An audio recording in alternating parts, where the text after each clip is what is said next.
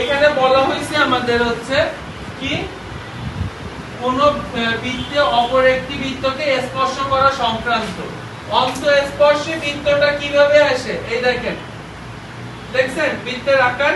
অন্তঃস্পর্শী বৃত্ততে সাধারণ স্পর্শকের সংখ্যা কয়টা? একটা। এটা নিয়ে এমসিকিউ আসবে। পরস্পরছেদী বৃত্ত, দেখছেন পরস্পরকে ছেদ করছে, তাহলে এটা কি আমাদের স্পর্শকের সংখ্যা? দুইটি। পরস্পর স্পর্শী বৃত্ত, এখানে দেখেন পরস্পর স্পর্শ করে গেছে, এটা কিন্তু ছেদই ছিল, এটা কি পরস্পর স্পর্শ, পরস্পর স্পর্শী বৃত্ত। তাহলে এইখান থেকে আমাদের টোটাল কি আসলো? তিনটা না এর স্পর্শক সংখ্যা। আর যখন কখনোই স্পর্শ করবে না এমন দুইটি বৃত্তের স্পর্শক সংখ্যা কয়টা আসবে? দেখেন একটা, দুইটা, তিনটা, চারটা চলে আসছে। নিচে কি আছে আমাদের?